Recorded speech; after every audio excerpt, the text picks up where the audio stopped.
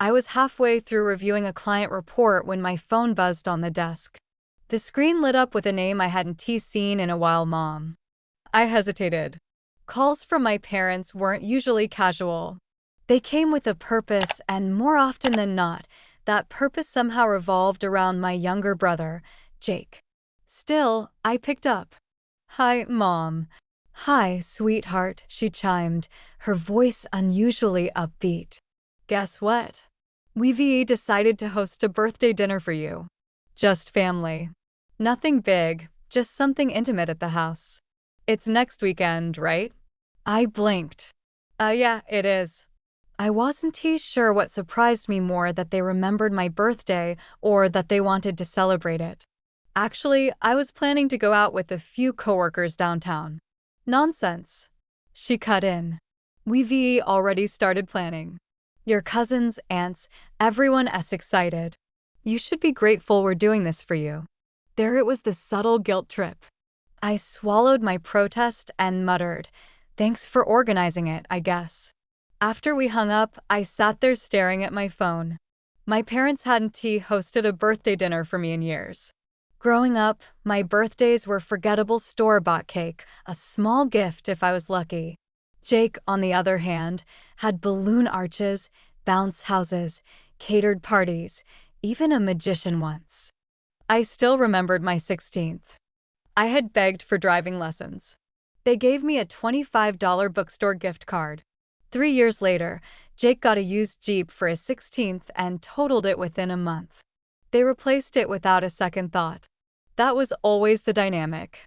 I was the responsible one, the one who didn't cause trouble, the one who worked her way through college, built her own career, saved every penny to buy a modest 2-bedroom apartment.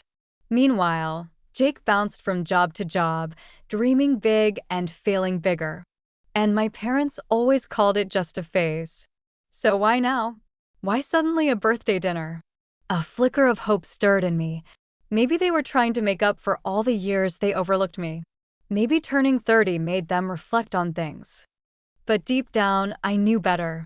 My parents never did anything without a reason, and that dinner wasn't about me. The following Saturday, I pulled into my parents' driveway just before 6. The street was lined with cars: Aunt Carol's red SUV, Uncle Gary's old pickup, a few others I didn't recognize. The house I grew up in looked the same: neatly trimmed lawn, faded shutters, wind chimes still dangling by the front porch. Familiar, but no longer comforting.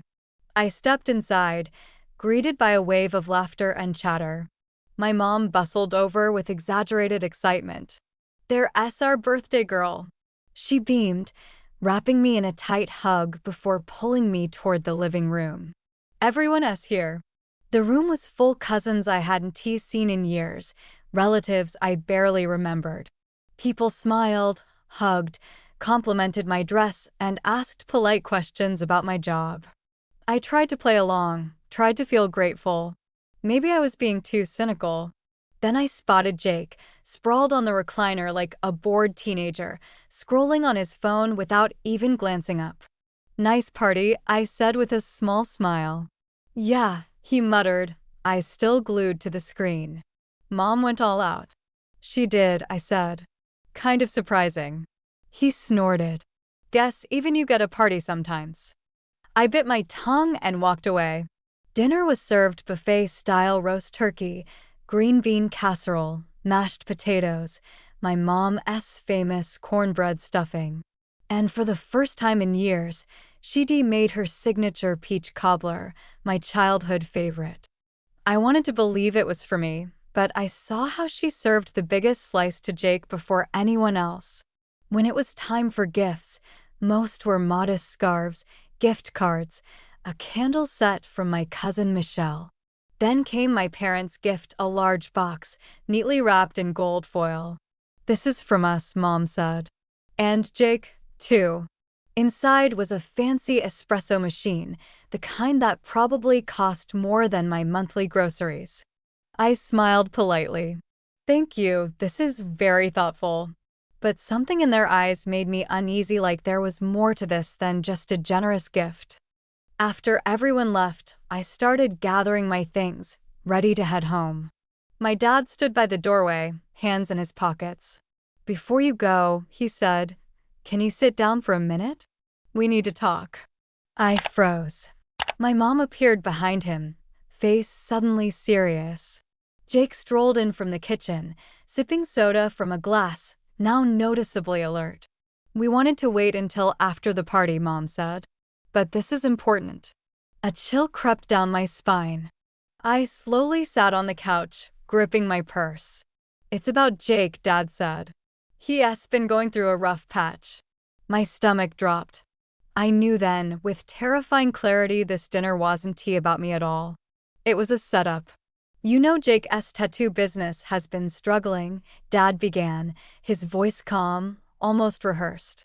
I sat upright, my heart sinking. "Yeah, I've noticed. Didn't he just get back from a vacation in Cancun last month?" Jake chuckled under his breath, but didn't he respond? Mom jumped in quickly, ignoring my sarcasm. "Sweetheart, running a business is hard. There are setbacks. Jake's been doing everything he can." I folded my arms. "Everything except maybe showing up to work." Jake glared at me. "You think you know everything, but you don't. You've always been the golden one, right? The responsible one." I almost laughed out loud. "Golden one? Since when?" "Look," Dad interrupted, trying to diffuse the tension. "This isn't about blame. The reality is, Jake took out several loans when he opened the shop. Equipment, renovations, marketing, it all adds up." "How much?" I asked flatly. There was a pause. 200,000, Mom said quietly. My jaw clenched. "Excuse me?" Jake looked away. "That's more than my entire apartment cost," I said, my voice rising. "How do you rack up that much debt on a business that barely has customers?" "It doesn't matter how," Mom said. "What matters is that he's drowning and we need to help him." I froze. That word "we." What do you mean by we? My dad exhaled slowly. "We think it would make sense if you sold your apartment." I blinked. "I'm sorry, what?"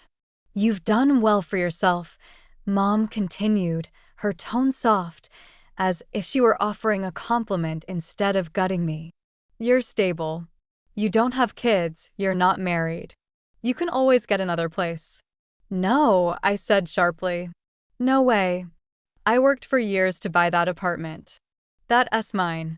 "Jake just needs a fresh start," Dad insisted. "This could be the thing that saves him." "And what about me?" I snapped. "What about everything I sacrificed to get where I am?" Jake shrugged. "It's just a place. You can get another one." I stared at him, stunned by the audacity. "You have a Porsche and a boat. Why don't you sell one of those?" "They're important for my image," he said defensively. "Nobody wants a broke-looking tattoo artist." "Oh, so your image matters more than the roof over my head?" "You're being selfish," Mom said suddenly, her voice hardening. My head spun. Was this real? "You've given him everything his entire life," I said bitterly. "And now you want to take the one thing I have to give him more?" "We just thought you'd care about your family," Dad muttered. I stood up slowly, heart pounding. "If this is what family means to you, manipulation, guilt-tripping, and using me like a backup plan, then maybe I don't need it." Their faces twisted in disbelief, but I didn't care. I turned toward the door. The espresso machine still sat on the counter. A gift, I now realized, with strings attached all along.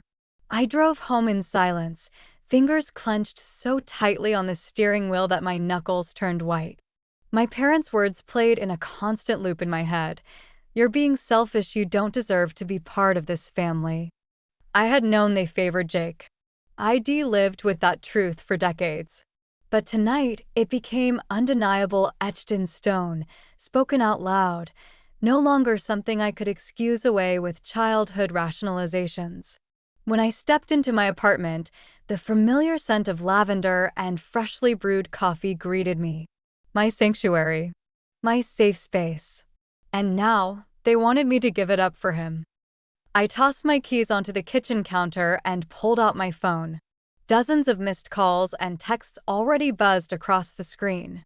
I didn't want to look, but I couldn't stop myself. First one was from Mom. "You ungrateful girl. After everything we've done for you." Then Dad. "You're letting your brother drown because of your own greed. Think about what really matters." And then came Jake's message, short, venomous, and cruel. "Hope you enjoy being alone in your precious apartment. Maybe you can cuddle with your mortgage papers. No man would ever want someone like you anyway." I froze, staring at the words. My hands began to tremble. A part of me wanted to scream. Another part just broke. I dropped the phone on the couch and collapsed next to it.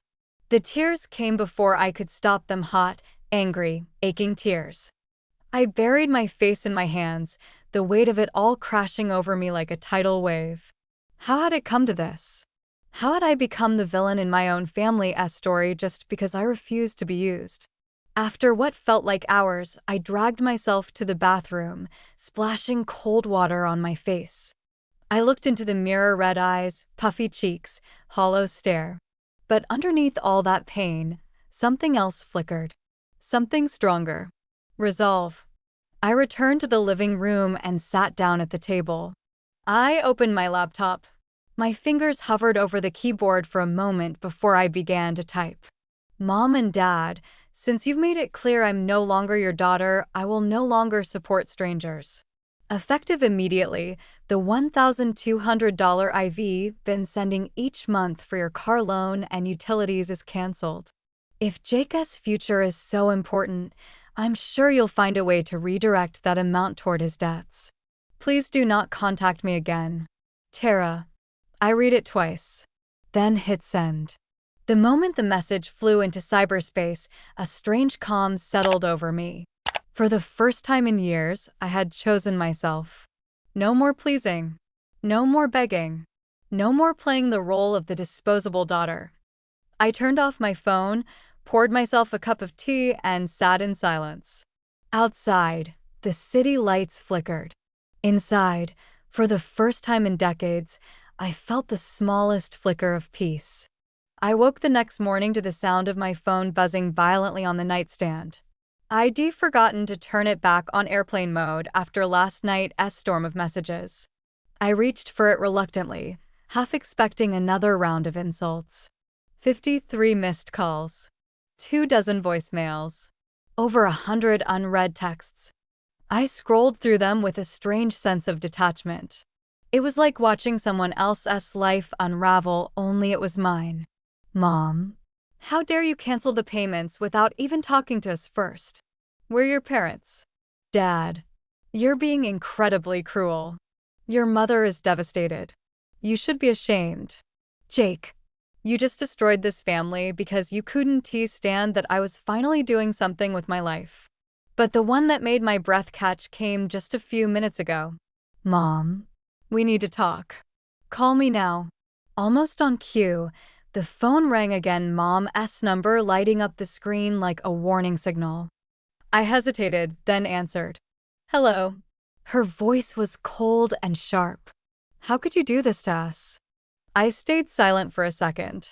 "You mean, how could I stop funding people who told me I didn't deserve to be part of their family?" "We were upset," she snapped. "Things were said in the heat of the moment. You know how families are." I laughed bitterly. That wasn't the heat of the moment. That was truth finally said out loud.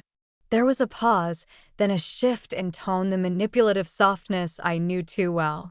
"Tara, sweetheart, we've been through so much together. Don't let this ruin everything.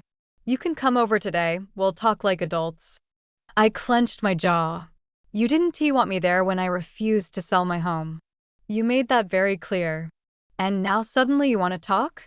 We can't make ends meet without your help," she blurted, voice cracking. There it was, the real reason. "Then maybe you should be thought of that before choosing Jake's image over your daughter's entire life." Her tone changed again, now sharp with desperation. "That's not fair. Your father's car payment alone. I'm not your backup plan," I cut in. "I've been bailing you out for years without ever being asked to. And all it got me was a front row seat to your favoritism. You're overreacting, she hissed. I'm finally reacting, I said calmly. Big difference. Before she could say more, I ended the call and immediately blocked her number, then did the same for Dad and Jake. Emails, social media, everything. I was done. And for the first time in my adult life, it felt like I was finally in control of the story. Later that afternoon, I walked down to the corner cafe and sat by the window with my laptop. I opened a blank document. Title: When Cutting Ties Means Finding Freedom. I smiled. Let the healing begin. I had barely started to enjoy the silence when it shattered this time, not through phone calls or texts, but through whispers that traveled faster than any message ever could. It started with a phone call from Aunt Lisa. Tara, honey, I didn't want to believe it. But your mom's been telling people you've cut them off because they didn't buy you an expensive birthday gift. I froze mid-step. What? She asked, saying you demanded they sign over the house to you, or else you'd stop helping with bills. I nearly dropped my coffee mug. That's a lie. I know, Aunt Lisa said gently. That's why I'm calling you. I knew something didn't feel right. But she wasn't the only one. Within the next few days, my inbox flooded not from family, but from mutual acquaintances, coworkers, even some friends from high school I hadn't spoken to in years. Is it true you're suing your parents over money? I heard you're trying to evict them. Wow, Tara, what happened to you? Each message cut deeper than the last, not because I cared what strangers thought, but because I knew exactly where the lies were coming from. Jake had been busy too. A screenshot of one of his social media posts made its way to me through a friend. Some people forget where they came from. It's sad when money changes people. Family should come first. The comments were full of sympathy. You deserve better, bro. Your sister sounds cold-hearted. Cut toxic people out of your life, even if they're family. The irony would be been hilarious if it wasn't so infuriating. I stared at the screen, heart pounding with anger, not just because they were lying, but because people believed them. Because no one had seen the years I'd spent picking up the pieces they left behind. No one saw the bills I paid quietly. The groceries, the car repairs, the sacrifices I made while they praised Jake's Instagram perfect life. And now, they were rewriting the story to make me the villain. That night, I sat on my bed, fists clenched around my phone. I wanted to post everything, every receipt, every cruel message, every bank statement showing the truth. But I didn't. Because I didn't need to defend myself to people who only saw headlines and never asked for facts. Instead, I wrote a letter one I didn't post, but kept for myself. You called me selfish. You called me cold. But I'm the one who paid for your comfort while you laughed at my effort. I'm not ashamed of walking away. I'm ashamed that I let it take this long. I folded the letter and placed it in a drawer beside my journal. Let them talk. I had nothing left to prove. It was a quiet Sunday morning when my doorbell rang. I wasn't expecting anyone, and for a split second, I wondered if my parents had decided to escalate again. But when I opened the door, I was surprised to see Aunt Lisa standing there holding a folder, her expression unreadable. I'm sorry to come unannounced, she said, but I thought you should see this. We sat at the kitchen table, and she handed me the folder. Inside were printed screenshots, emails, and messages. Some were from other relatives, some from family friends. Every single one included versions of the same story my parents had been spreading. She's greedy. She abandoned them after all they did for her. She's manipulating the truth. I let out a hollow laugh, shaking my head. I figured as much. Aunt Lisa leaned forward, her voice calm but firm. I didn't come just to show you this. I came because I want you to know I don't believe a word of it. My eyes welled up before I could stop them. I've been watching how they treat you for years, she continued. And I'm ashamed that I stayed quiet this long. But I'm done with that. She pulled out her phone and opened a group chat with several family members. I've already told the others what really happened. About the birthday. About Jake Estet. About everything. I blinked. You defended me? I didn't just defend you, she said. I showed them proof. She tapped a few messages on the screen photos of the texts my parents had sent me, Jake's nasty DMs, screenshots of the recurring bank transfers I had quietly sent them for years. And you know what? She added, people are starting to listen. For the first time in weeks, I felt my chest expand like I could finally breathe again. Not because everyone suddenly saw me as the good guy, but because someone finally had stood up beside me. Later that evening, I received a call from my cousin Megan. I just wanted to say I'm sorry. I believed what they said about you. But Aunt Lisa told me everything and now I feel awful. You didn't deserve any of this. I smiled through the lump in my throat. Thank you, I whispered. That means more than you know. Over the next few days, the dominoes kept falling. Texts and emails trickled in apologies, quiet support, even a few confessions from people who heard things but didn't know what to believe. Jake tried to fight back with more online rants, but by then, the narrative was shifting. People were starting to ask questions, starting to see the cracks in the perfect family facade. The truth had found its voice, and it was louder than any lie they could tell. I thought the worst was behind me. The emotional storm had started to calm, and I was finally beginning to feel some peace again. The kids were happier, my sleep was deeper, and I had even started exploring new projects at work. For the first time in years, I could think clearly. Then it came. A plain white envelope in my mailbox, no return address, just my name written in unfamiliar handwriting. Inside was a single sheet of paper, a printed letter. And it started with, to the one who has been living under the illusion of being unloved. I froze. I read the rest standing there in the hallway, the letter trembling in my hands. I don't know how much of this you've been told, but you deserve to know the truth about Jake, about the money, and about your parents. 10 years ago, your parents refinanced their home secretly and used the funds to cover Jake's early gambling debts. It wasn't a business loan, it was hush money.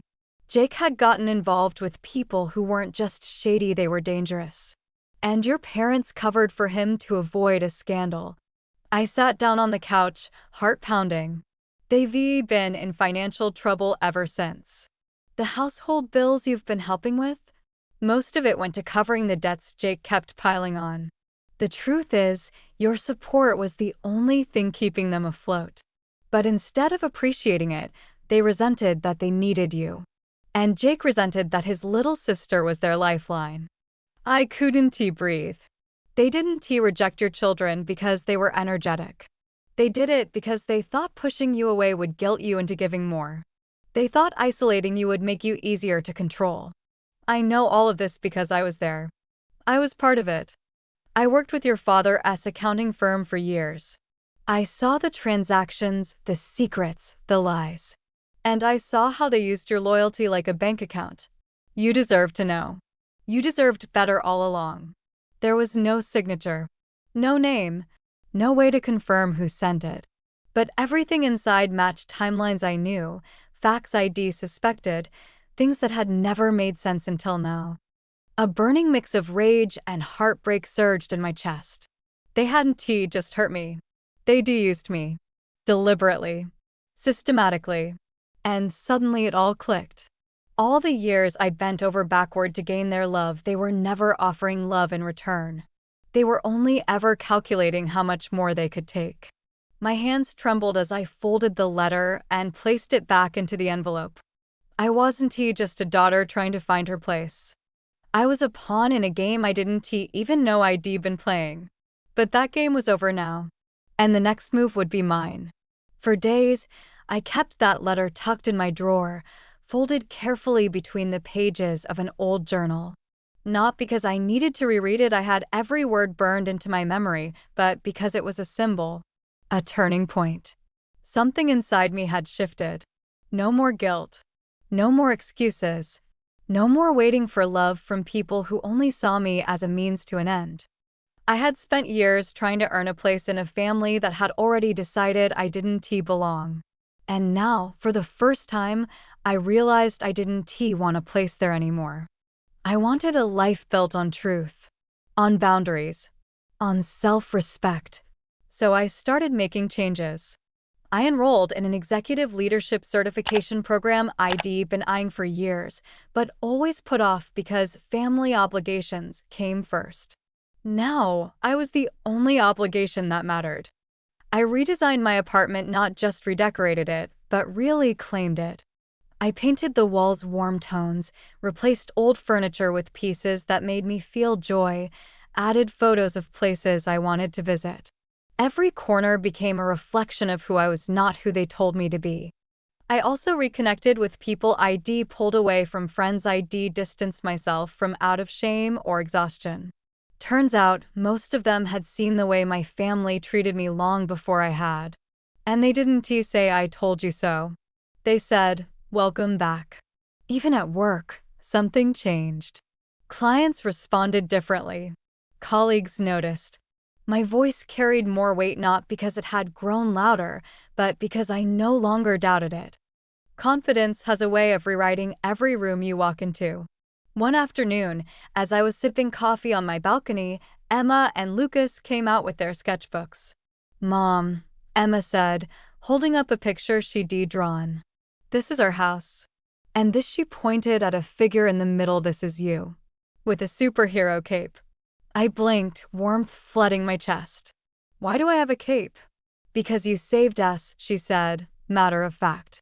"You made our home happy again." I smiled through tears. Not because I needed validation, but because I finally knew. I wasn't a victim anymore. I wasn't the invisible daughter. I wasn't the discarded backup plan. I was a woman who rebuilt her life, brick by brick, and made it stronger than ever before. The letter may have revealed the truth. But I was the one who rewrote the ending. It was a Tuesday morning when the email came. Subject line: request for reconciliation from Mom and Dad. I stared at it for a while. My heart didn't race. My hands didn't shake. Not like before. Instead, I felt nothing. Just a cool, still calm, the kind that comes when you know your worth and nothing anyone says can touch it anymore. I clicked it open anyway. We've been thinking a lot about everything that happened. We realize now that maybe we could handled things differently. We miss you, and we'd love to see the kids again. Life is too short to hold grudges. Let us start fresh. Please come to dinner this Sunday. No apology. No ownership. Just a polished attempt at emotional baiting. And it would worked on the old me, but not anymore. I didn't respond. Instead, I made plans. Not with them, but with people who saw me, really saw me, and never made me beg for a seat at the table. That Sunday, while my parents were probably setting out the fine china and waiting for the daughter they thought still needed them, I was hosting a backyard cookout with my neighbors and friends. Laughter, burgers, music, and the most joyful sound of all, my kids laughing freely, no longer shrinking to fit someone else's definition of acceptable. I caught a glimpse of myself in the sliding glass door and paused. Hair pulled into a messy bun. A bit of barbecue sauce on my cheek. Laugh lines etched around my eyes. But I'd never looked stronger. That night, I finally decided to reply. "Hi, Mom and Dad. Thank you for your message. I'm glad you're reflecting. But I'm not interested in pretending nothing happened. You made it clear where we stood, and I've finally made peace with that. I've created a beautiful life, full of love and peace. Please respect our decision and our space. Take care." Send. Block. Simple. Clean. Unapologetic. A few days later, I heard from my Aunt May. Apparently, my parents were devastated. Crying to relatives. Saying I was cold, heartless, ungrateful. But I didn't defend myself. I didn't have to. Because people were finally starting to see the truth. The favoritism. The manipulation. The quiet cruelty that had worn me down for years. Even Daniel, yes, Golden Boy Daniel had called me recently.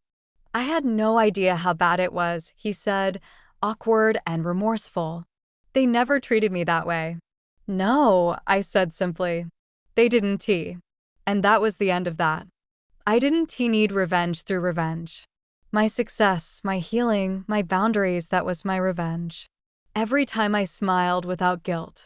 Every time my children thrived in a home where they were valued. Every time I woke up without the weight of their judgment on my chest. That was justice. That was victory. I didn't burn bridges. I built better ones with people who deserved to cross them with me. And for the first time, I realized the most powerful revenge is living a life they'll never be welcome in again. Spring came early this year. The sun filtered softly through the kitchen window, casting golden rays on the breakfast table where Emma and Lucas sat, giggling over their cereal. Liam was flipping pancakes, humming a tune that had somehow become our morning anthem. And I was just standing there, quietly watching, soaking it all in. This was my life now. Not perfect. Not flashy. Not the kind of life that earns applause from people who only love you when you serve their expectations. But it was real. It was mine. Every moment of peace, every burst of laughter, every warm hug from little arms that didn't care about appearances or comparisons, they were enough. More than enough. And for the first time in my life, I knew I was enough too. There are moments that change you not with thunder and lightning, but with quiet clarity. Moments when you stop asking, what more can I do to be accepted? And start asking, what do I deserve if I finally accept myself? That clarity came not in a grand victory, but in the smallest things. When my daughter said, I want to be like you, Mom. You're strong. When my son wrapped his tiny fingers around mine and said, this is my favorite place right next to you. When I looked at my reflection and saw not the daughter who was never enough, but the woman who built a new legacy. A legacy where love wasn't conditional. Where worth wasn't measured by silence or sacrifice. Where children weren't taught to shrink, but to shine. People often ask me if I ever think about going back, rebuilding things with my parents, healing the family. And I tell them the truth. I did rebuild a family. Just not the one I came from, the one I created. The one that loves without comparison. The one that lifts instead of limits. Forgiveness doesn't always mean reconciliation. Sometimes it just means releasing the weight you were never meant to carry and walking away lighter. I don't need their validation. I don't need their version of love. I don't need to prove anything anymore. I just need this life. This peace. These people. The ones who never made me feel like a second choice. As I step out onto the porch, coffee in hand, I breathe in the fresh morning air. The kids are chasing butterflies in the yard, their laughter rising with the wind. And I smile calm, proud, free. Because I'm no longer the forgotten daughter, the quiet disappointment, the desperate pleaser. I am the woman who chose herself. I am the mother who broke the cycle. I am the story that didn't end in pain but in power. And if that is not something to be thankful for, I don't know what is. I'm not the shadow anymore. I am the light I was always searching for.